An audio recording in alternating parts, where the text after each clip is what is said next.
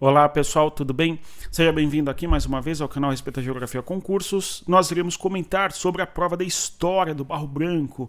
Nós já fizemos aqui um comentário sobre a prova de Geografia e hoje nós iremos falar sobre a prova de História que ocorreu agora em 2025. Antes de avançar, eu peço a você que deixe o like, se inscreva no canal e divulgue o nosso conteúdo. E mais ainda, você quer um curso focado na sua prova, conheça o Teorema Militar, o link está na descrição do vídeo.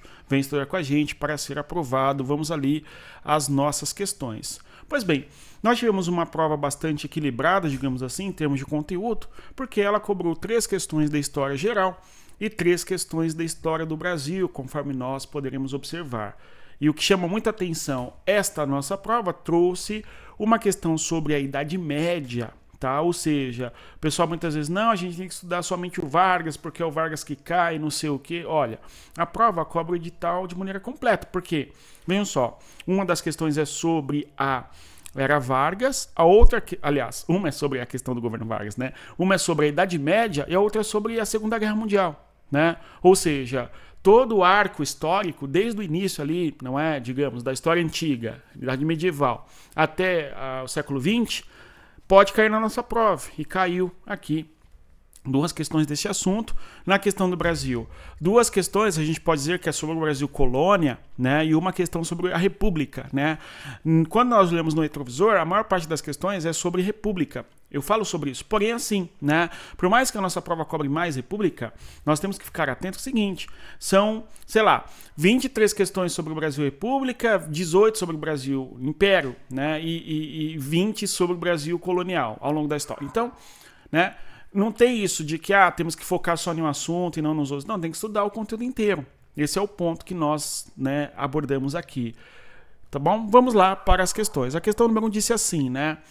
É justamente aí sobre a questão do Dom João VI no Brasil, né? Embora a questão não vai tratar sobre o Dom João VI, vamos entender o que acontece aqui, ó. Nas primeiras décadas do século XX, né, o Brasil passou por mudanças importantes no campo da cultura e da ciência, marcadas pela criação de instituições voltadas para o desenvolvimento do conhecimento.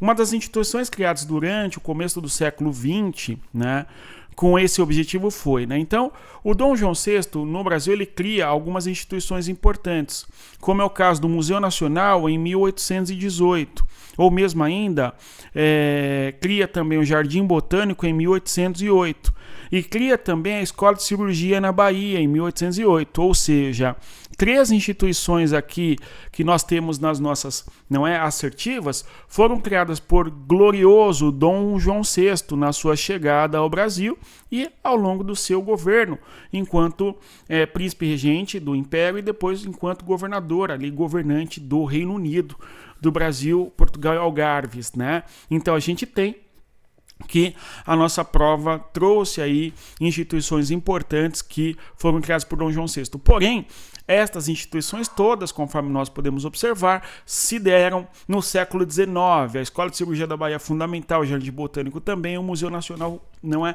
São instituições fundadas no governo de Dom João VI e fundamentais para a formação do que é o Brasil, enquanto país que estuda medicina, compila plantas para desenvolver produção agrícola, por exemplo, e a ideia de uma unidade nacional através do museu e assim por diante. Então foi muito importante o governo de Dom João VI para o Brasil de longe, né? Mas estas questões não tratam do século XX, mas sim do século XIX. A assertiva 1 fala de uma instituição criada em 1838, não é? Que é o Instituto Histórico e Geográfico Brasileiro. 1838 é o Brasil ainda regencial, é um momento em que o Brasil vive vários conflitos de caráter liberal, separatista, enfim, a exemplo da farroupilha que estava acontecendo. Então, era necessário que houvesse uma ideia que desse unidade a Brasil e foi criado, portanto, esse instituto lá em 1838, tá bom? Também século XIX. A única instituição criada no século próximo ao século XX, nem é do século XX ainda, né, é justamente o Instituto Oswaldo Cruz, a Fundação Oswaldo Cruz, que é criada em 1900. Tudo bem? Não é século XX ainda, conforme nós sabemos, porém é uma instituição que vai ter importância no decurso do século XX, porque é criada no final do século XIX e tem uma importância enorme na questão da Sociedade Brasileira, que tem como objetivo a Fundação, né, Oswaldo Cruz, no desenvolvimento de vacinas, por exemplo, soro, etc., tá? Então, a resposta que nos caberia aqui seria justamente a alternativa D. Muitos alunos questionaram o gabarito, e eu concordo, porque a data não é século XX, é final do século XIX. Porém, a importância da instituição foi fundamental no século XX. Como o aluno saberia disso? Em decorrência de ter associado eventualmente Oswaldo Cruz, a revolta da vacina, que é 1904, pleno século XX, enfim, aí o aluno poderia pensar nessa e assinalar a D. Porém, é uma questão de natureza bem difícil, essa nossa questão aqui de história, e muitos alunos entraram com recurso, enfim. Tá? Pois bem, seria o gabarito D o mais aproximado. A outra questão fala sobre os fatores que levaram ao fim da Idade Média. Tá? O medievo, como eu chamo nas nossas aulas, glorioso medievo, enfim. Né? Ele quer verdadeiro ou falso. Para que houvesse a crise, né, do sistema feudal, ele quer verdadeiro ou falso. Tudo bem? Crise do sistema feudal, vejamos aí, ó. A peste negra resultou em um expressivo descenso populacional, eliminando grande parte da mão de obra europeia disponível e desencadeando um processo de desorganização social, econômica e produtiva, isto é, verdadeiro. Tá? Então a peste negra e o fim de população colocam uma crise demográfica importante na produtividade do campo, etc. Tudo bem? Verdadeira, assertiva 1. Tá? 2. As revoltas camponesas que resistiam às obrigações feudais e exigiam melhores condições de trabalho contribuíram para o declínio do sistema feudal e para o avanço das transformações sociais da Idade Média. Verdadeiro, a assertiva de número 2 também. Tá? No caso ali, ó, a gente tem, como nós vamos dizer, revoltas camponesas. Tá? Revoltas camponesas. E a outra assertiva fala sobre as cruzadas, que abriram e foi fundamental, foram fundamentais para o comércio entre a Europa Ocidental e o Oriente. Então, verdadeiro também a importância das cruzadas enquanto elemento que vai enfraquecer as estruturas feudais. Portanto, verdadeiro, nos levando aí o gabarito letra E de Éder Diego. Muito bem, então aí, alternativa aí. Próxima questão, falando sobre o dia D. Né?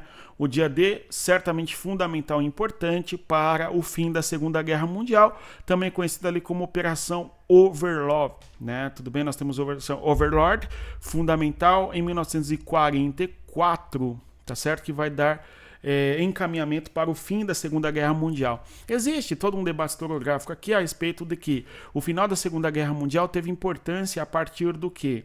Da União Soviética, que chega a Berlim, blá blá blá. Porém, né, apesar da importância soviética, nós não podemos descartar de maneira nenhuma a importância do dia D e a chamada operação, não é? No contexto da Operação Overlord, perfeito? O desembarque na Normandia, tá? O texto fala sobre isso, tá? E ele vai pedir para que nós falemos sobre o que o dia D representou. A primeira questão é difícil, a segunda questão é média, essa questão é fácil, tá, gente? Vamos observar porque o dia D todo mundo conhece, né? É muito retratado, inclusive, no cinema, enfim, dada a importância que teve o dia D para o final da Segunda Guerra Mundial. Pois bem, o dia D representou o quê? Alternativa A, a consolidação do domínio da Alemanha nazista em território francês, né? A consolidação do domínio nazista. Pessoal, o dia D é um momento de virada na história, quando a Alemanha passará a perder importância, tá? No contexto da guerra. Então, falso, alternativa A. B, a entrada dos Estados Unidos na guerra. Pessoal, os Estados Unidos entram na guerra anos antes, por conta do ataque a Pearl Harbor, tudo bem? Em 1941, então falso, alternativa B. C, uma fase não bélica da Segunda Guerra Mundial, falso, totalmente falso, porque você tem uma importância beligerante enorme no contexto aí do dia D, né? Alternativa D, uma ofensiva dos aliados contra o exército alemão que marcou o início da libertação da França do domínio nazista. Verdadeiro. Alternativa D, tá certo? Alternativa D, verdadeira, totalmente oposta ao que fala a alternativa A, e é verdadeira, tá? Por fim, a última alternativa, vejamos, né? A decadência das forças alemãs que não ofereceram resistência à invasão dos aliados. Falso, né? Ofereceram sem resistência. De qualquer maneira, a alternativa D é essa alternativa mais fácil, essa questão mais fácil no meu entendimento, né?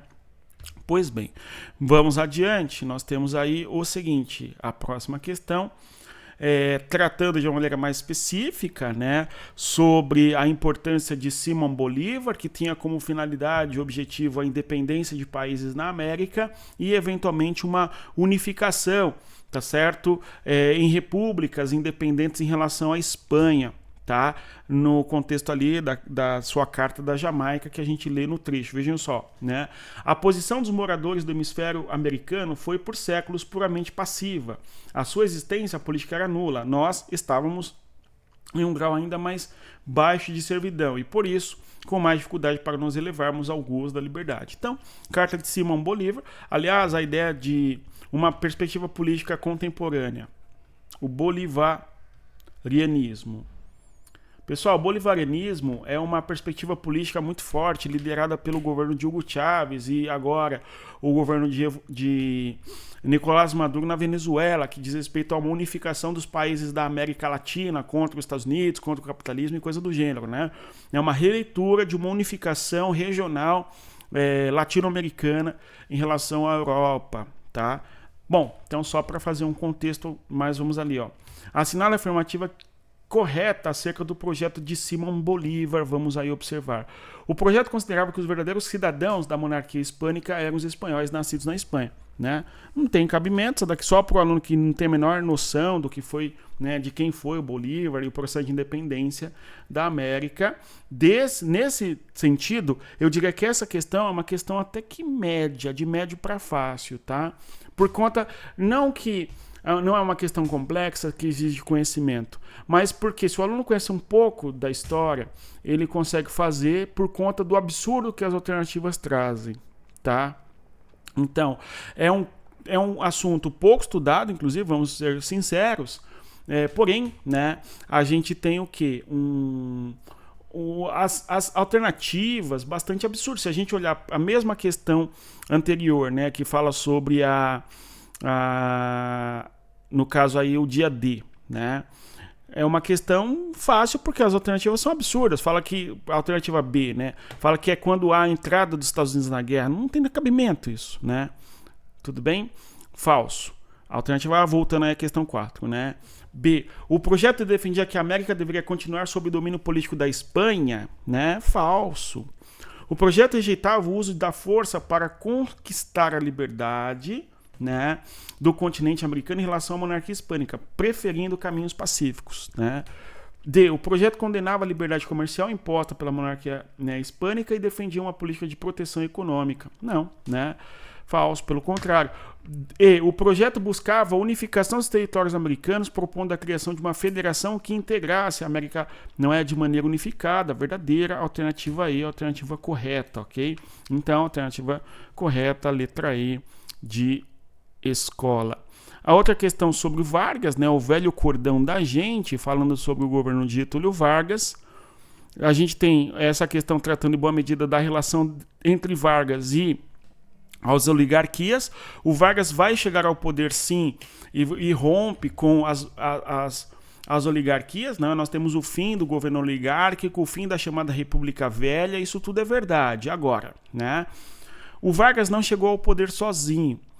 Por mais que a oligarquia paulista não esteja satisfeita com o governo Vargas, nem não esteja satisfeita, né, pelo modo com que Vargas chega ao poder, etc., isso é verdade, nós temos que o Vargas chega ao poder com o apoio de outros grupos oligárquicos, né? A oligarquia do Rio Grande do Sul apoia o Vargas, a oligarquia da Bahia, da Paraíba, do Nordeste de maneira geral e de Minas Gerais. Então o Vargas chega ao poder com apoio de parte importante da oligarquia brasileira, tá? Então esse ponto é importante. Inclusive, o trecho aí, né, o velho cordão da gente nova, é irônico em relação à questão do Vargas estar liderando ali um Brasil ainda oligárquico, cujo poder é concentrado na figura de poucas famílias e assim por diante, ok? Tá certo? Então, fiquemos atentos a isso, né? Pois bem, a charge intitulada O Velho Cordão da Gente Nova mostra, em primeiro plano, um grupo de homens formalmente vestidos, apresentados como foliões, liderados por Getúlio Vargas, que carrega uma bandeira com os dizeres: há uma forte corrente a nosso favor. Ao fundo, vê-se uma multidão fantasiada em alusão ao carnaval de rua, né? Essa questão, eu diria que é nível médio para difícil, vai. Porque muitas vezes o aluno vai pensar que não, o Vargas chega ao poder e diante desse cenário ele vai se... como nós vamos dizer, né? Vargas chegou ao poder, né? Ok. Em chegando ao poder, ele vai se opor à oligarquia que governava o Brasil. É verdade, né? Só que assim, o Vargas se opõe à monarquia não, à oligarquia, só que a oligarquia paulista, basicamente, que é quem não apoia o Vargas. Outras oligarquias apoiam o Vargas, conforme diz, reiterando, né, pessoal? Né? Muito bem, então vejam só, ele quer que nós assinalemos a correta, tá? Pois bem, do governo provisório do Vargas. A continuidade da influência das oligarquias da República Velha no governo Vargas, né? Já nos parece razoável. B. As reformas inovadoras implementadas por Vargas que ameaçavam os interesses das oligarquias políticas, não, né? Aliás, eles estão festejando, a charge está mostrando nada de conflito, né? De ameaça. C. O isolamento do Vargas, que governava sem apoio político consistente, falso, né? A descentralização do poder, que resultou na instabilidade política, falso. O Vargas centraliza o poder, né? E incapacidade de Vargas em exercer liderança, falso. Alternativa A, a alternativa correta, né, pessoal? Por fim, uma outra questão de história do Brasil, essa sobre o Brasil colônia, né? É uma questão muito, me parece fácil, tá? Tudo bem? Por conta de que qual que é a relação entre os portugueses e os homens indígenas que estavam no nosso país quando chegam aqui os portugueses, tá? Vamos lá observar o que nós temos nas alternativas. Porque o texto longo, né? Eu falo sempre para os alunos, se o texto for muito longo, você pode pular o texto e ir direto para as alternativas, que geralmente, se você estudou o conteúdo, você consegue fazer. Geralmente. Nesse caso, a gente vai para o comando da questão e para as alternativas. Talvez dê para fazer. Vamos observar, não é? Com base no trecho, é correto afirmar que atitudes europeus durante o primeiro contato com os indígenas que habitavam o Brasil foi marcada pela... Pessoal, então assim, o texto, não sei o que está escrito, eu não li, né? Mas, diante disso, né, o comando aqui da questão fala sobre a relação, não é, dos europeus durante o primeiro contato com os indígenas que habitavam o Brasil. Qual que foi a questão, né? Vamos ver a alternativa A. Exaltação dos costumes nativos, vistos como uma expressão de um estado natural e moralmente superior? Não. Houve uma tentativa de catequese, tá? Logo na sequência, aí, quando há uma ocupação efetiva do território. Tudo bem? Não houve uma exaltação de costume nativo, não. Aliás, um estranhamento, inclusive, tá? B. Curiosidade em relação aos costumes nativos, motivada pelo interesse em obter conhecimento histórico e geográfico sobre o território. Até aqui, ok, né? Ainda que permeada por visões negativas sobre determinados grupos. Opa, a B é curiosa, é razoável. Vamos ver assim, ó. Vontade de aprender com os povos indígenas sobre as suas histórias, demonstrando uma postura de desprendimento de preconceitos com disposição para compreender. Não, falso, tem cabimento a C. Né? Rejeição ao conhecimento tradicional. Não houve rejeição ao conhecimento tradicional, porque o conhecimento dos povos, eu sempre dou esse exemplo, né? Você se corta, né? Você tem uma dor de barriga, sei lá, algum problema. Qual que é a planta que se usa para curar a ferida? Qual que é o remédio que se faz ali, o chá, para curar algum tipo de doença? Se é picado por algum inseto, qual que é o antídoto e assim por diante? O conhecimento tradicional tem tudo isso, né? Qual planta é comestível, qual não é e assim por diante, tá? E então, o conhecimento tradicional não foi rejeitado, ele foi muito usado, inclusive para a infiltração para o interior, tá? A ocupação do território e depois a ida para o interior do território. Ok? Então, falsa, alternativa D. E, indiferença em relação ao saber geográfico indígena? Não, pelo contrário. Só pode ser aqui a alternativa B de Bosque, a curiosidade em relação aos costumes nativos, etc. Tá? Mas é isso, se você chegou até aqui, eu agradeço a sua presença. Reitero a você que deixa o like, se inscreva no canal, venha estudar conosco. Respeita a geografia, até mais. Tchau, pessoal.